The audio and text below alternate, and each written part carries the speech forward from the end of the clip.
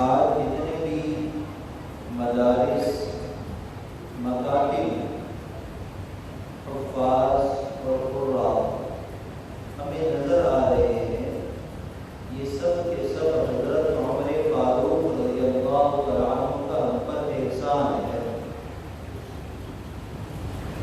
حضرت عمر فاروق رضی اللہ تعالیٰ عنہ وہ ہستی ہے جن کو قرآن سے بہت زیادہ شغف تھا، قرآن سے عشق تھا۔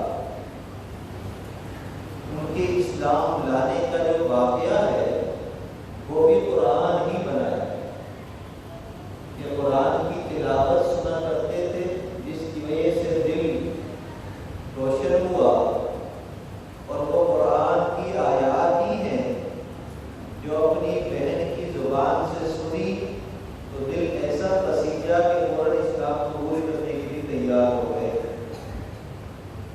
ورنہ رشتہ داری تو پرانی تھی، خاندان تو پرانے تھے، ابتدا سے ہی سب چیزیں سامنے چل رہی تھی، لیکن اسلام لانے کا سبب نبی کریم صلی اللہ علیہ وسلم کی دعا، جس کی وجہ سے آپ نے قرآن کو سنا اور قرآن کے ذریعے اللہ نے آپ کو ہدایت عطا فرمائی۔ آپ رضی اللہ تعالی عنہ کے زمانے میں 17,000 صحابہ کرام اہل بیت کے بچے وہ حافظ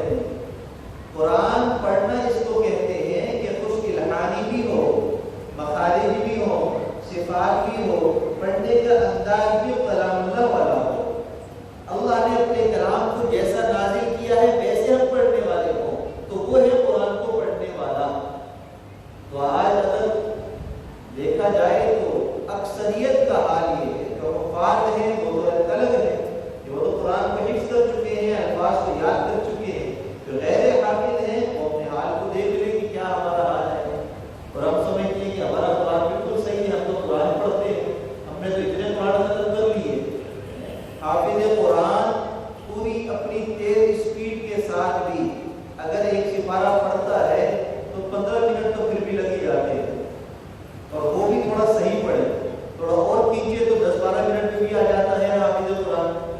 लेकिन अगर उसको कहा जाए कि ठहर कर पढ़ो तो आधे घंटे से पहले वो भी नहीं पढ़ पाता।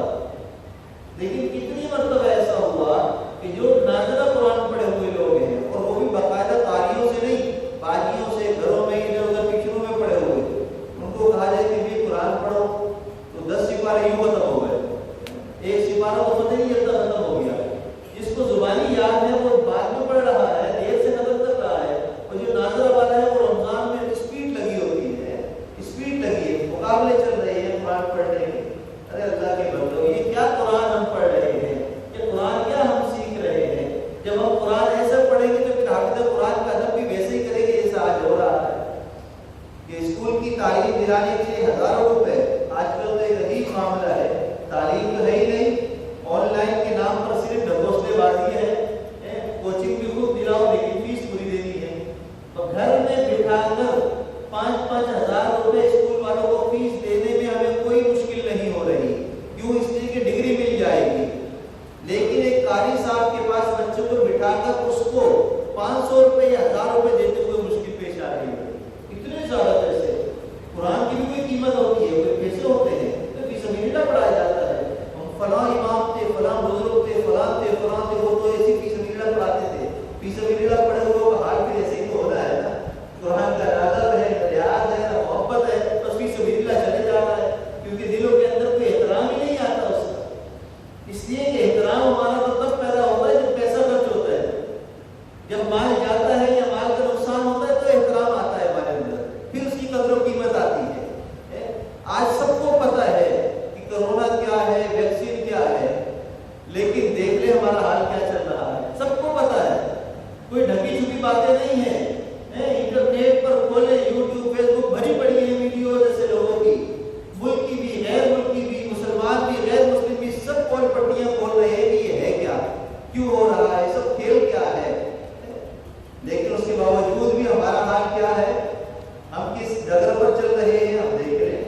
वजह सिर्फ एक ही समझ में आती है कि हमने कुरान को पसे पुश डाल दिया है, हमने कुरान के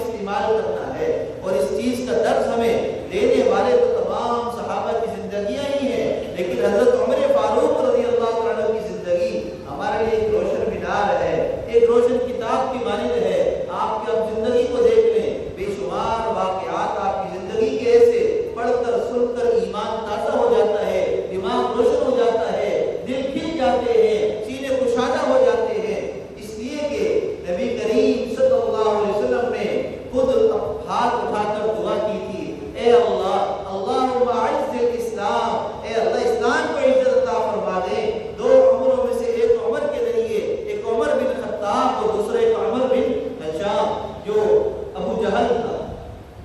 तो उन दो उम्रों के लिए दुआ की। अल्लाह ताला ने उमर बिन खत्ताब रज़ियल्लाहु तआला अन्हु के हक में आपकी दुआ को कबूल फरमाया और आपको अता फरमा दी। तो अल्लाह के महबूब सल्लल्लाहु अलैहि वसल्लम ने जिसको मांगा हो वो कोई मामूली तो नहीं हो सकता ना, वो तो बड़ा कीमती है, वो तो बड़ा कीमती है। आपकी बरकतें, आपकी रहमतें इस उम्मत को मिलती रही हैं। देखिए हजरत उमर फारूक रज़ियल्लाहु तआला अन्हु वो हस्ती हैं जिनको नबी करीम सल्लल्लाहु अलैहि वसल्लम ने दुआ के जरिए मांगा है। तो क्या आपकी कदर और कीमत आपकी नजर में क्या होगी? जिसको आपने वो दुआ के जरिए मांगा हो तो वो तो आपके आंख का तारा थे, उनकी तो हर बात सर आंखों पर हुआ करती थी। अजान का वाकया हुआ, इस्लाम में जब नमाज का हुक्म आया तो फिर ये मशवरा हुआ कि किस तरीके से जो है मुसलमानों को नमाज के लिए जमा किया जाए। सहाबा किराम मुख्तलिफ राय दे रहे, कोई कह रहे आग जलाई जाए, कोई कहता है कि वो घंटी बजाई जाए, कोई लकड़ी को लकड़ी पर मारने का कहता है, कोई कहता है कि एक बंदा पूरे इलाके के अंदर दौड़े और आवाज लगाए सलात सलात, नमाज का वक्त हो गया, लोग नमाज के लिए आ जाएं। लेकिन सबकी राय एक तरफ। रात हो गई, मशवरा बर्खास्त हो गया, अगले दिन पर बात चली गई, कल फिर बैठकर मशवरा करेंगे, कुछ तय करेंगे। सुबह हुई, हजरत उमर फारूक रज़ियल्लाहु तआला अन्हु अपने रोशन चेहरे के साथ अल्लाह के महबूब सल्लल्लाहु अलैहि वसल्लम की खिदमत में हाजिर हुए। आपके चेहरे पर रोशनी है। फरमाया कि या रसूलल्लाह सल्लल्लाहु अलैहि वसल्लम मैंने ख्वाब देखा है। आप मुस्कुराए, इसलिए कि आपको अल्लाह की तरफ से पैगाम मिल चुका था कि ख्वाब क्या देखा है और क्या बात होने वाली है। आप मुस्कुरा रहे हैं। हजरत उमर फारूक अपना ख्वाब सुना रहे हैं और फरमाते हैं कि मैंने एक रोशन चेहरे वाले को देखा, नूरानी चेहरा था, नूरानी चेहरा था, खूबसूरत कुछ इल्हान उसके अल्फाज थे और वो पहाड़ पर खड़ा हुआ कह रहा था अल्लाहु अकबर अल्लाहु अकबर अल्लाहु अकबर अल्लाहु अकबर। पूरी अजान सुना रहे हैं। फरिश्ते को देखा आपने ख्वाब में और वो अजान के कलमात कह रहे हैं। नबी करीम सल्लल्लाहु अलैहि वसल्लम ये कलमात आज से पहले मेराज में भी सुन चुके थे और इसलिए आपको सब कुछ सा याद था कि अल्लाह की तरफ से मामला क्या है और फैसला क्या होना है। आप खुश हो रहे हैं कि अगर इन अल्फाज को मुझ तक पहुंचाने का जरिया अल्लाह ने किसी को बनाया तो वो उमर फारूक को बनाया जो अपने अल्फाज सुना रहे हैं।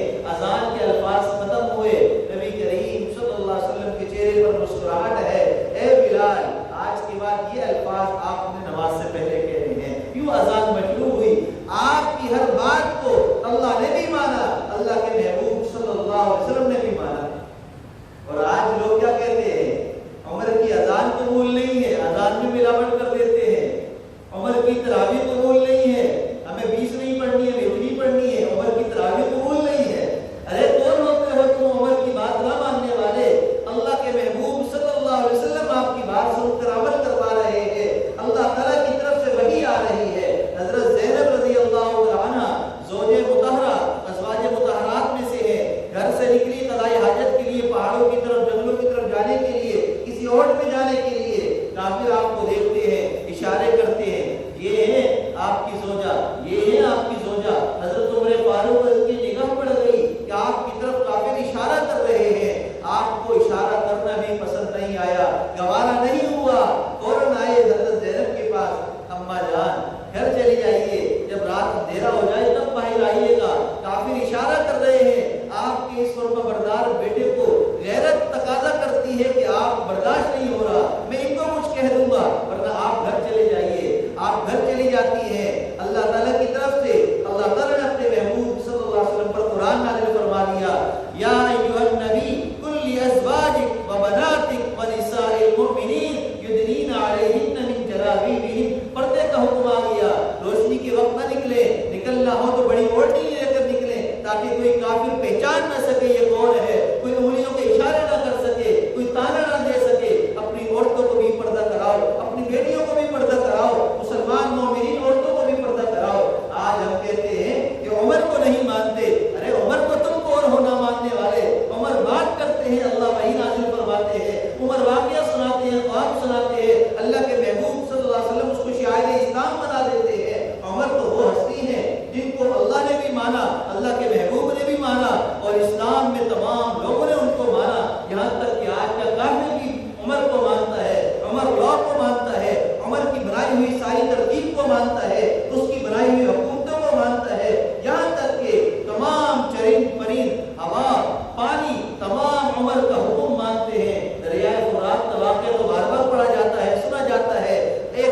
ڈالا عمر بن خطاب کی طرف سے، آج تک اس کا پانی رکا نہیں، چل رہا ہے۔ ہوا کو حکم دیا، ہوا نے آپ کے پیغام کو یا جبل ساریہ ساریہ تک پیغام کو پہنچا دیا۔ جس چیز کو آپ نے حکم دیا اس چیز نے آپ کا حکم مانا۔ تو آج کوئی مانے نہ مانے، دنیا عمر کو مانتی ہے۔ اور یاد رکھیے کہ عمر کا نام ہی ایسا ہے، اگر اس کا نام لیا جائے تو شیطان بھی بھاگتا ہے، شیطان بھی بھاگتا ہے۔ ایک بزرگ فرماتے ہیں، ایک عالم فرماتے ہیں، ارے میں تمہیں کیا بتاؤں، عمر کا تم نام تو دیکھو، عین کے اندر علی موجود ہے، میم میں محمد موجود ہے، راہ میں رب موجود ہے۔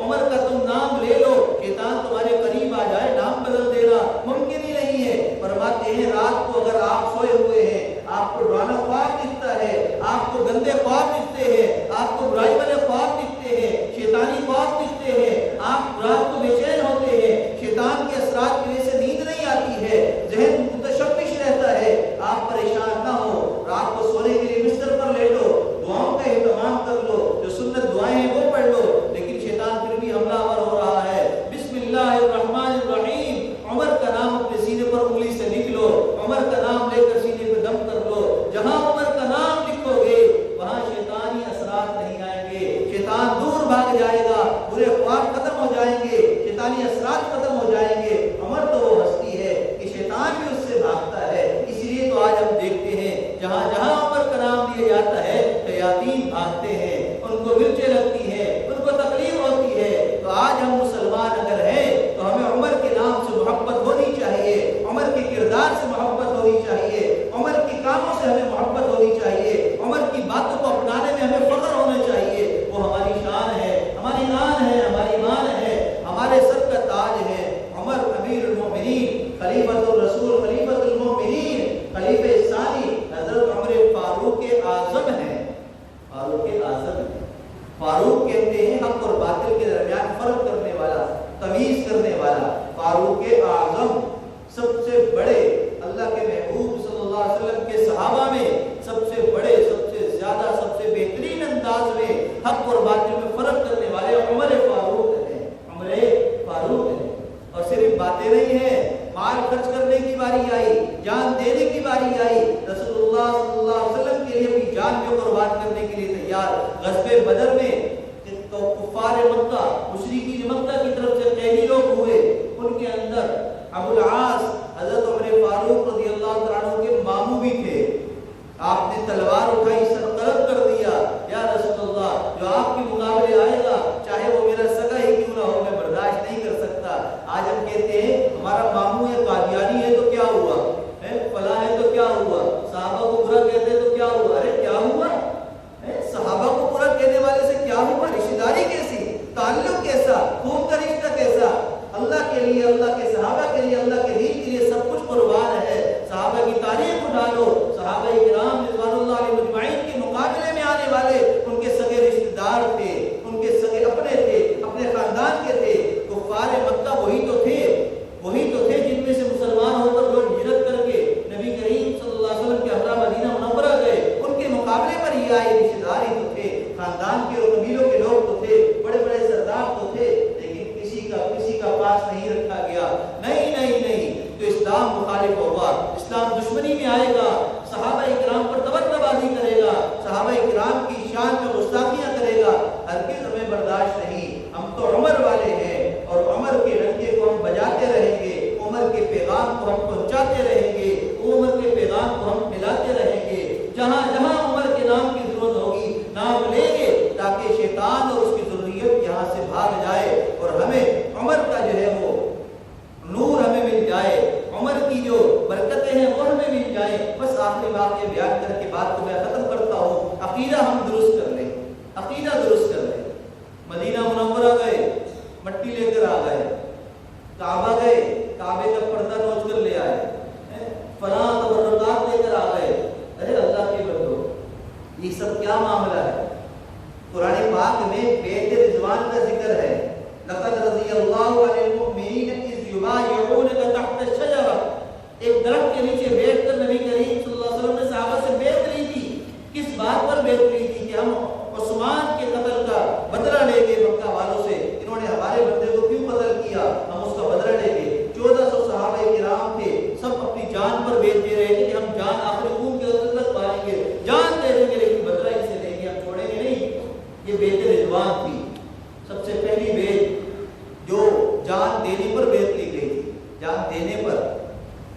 آج ہم مسلمان ہیں، ہم بھی بیت کرتے ہیں، اور بیت کیا کرتے ہیں کہ ہم گناہ چھوڑیں گے لیکن پھر بھی نہیں چھوڑتے، قرآن پڑھیں گے پھر بھی نہیں پڑھتے، نماز پڑھیں گے پھر بھی نہیں پڑھتے، اپنی عورتوں کو پردہ کرائیں گے پھر بھی نہیں کراتے، سود نہیں کھائیں گے، حرام چھوڑ دیں گے، جہاں بھی سودی جو ہے معاملات ہیں وہ سارے معاملات ہم چھوڑ دیں گے، علماء سے پوچھ کر رہنمائی لے کر عمل کریں گے، لیکن پھر وہی کرتے ہیں، اس لیے کہ مال کی ضرورت ہمیں زیادہ ہے، دین کی ہمیں زیادہ ضرورت نہیں ہے۔ جس درخت کے نیچے بیت لی گئی تھی، مجھے بتاؤ وہ درخت بابرکت ہوا کہ نہیں ہوا؟ وہ جگہ خیر و برکت والی ہوئی کہ نہیں ہوئی؟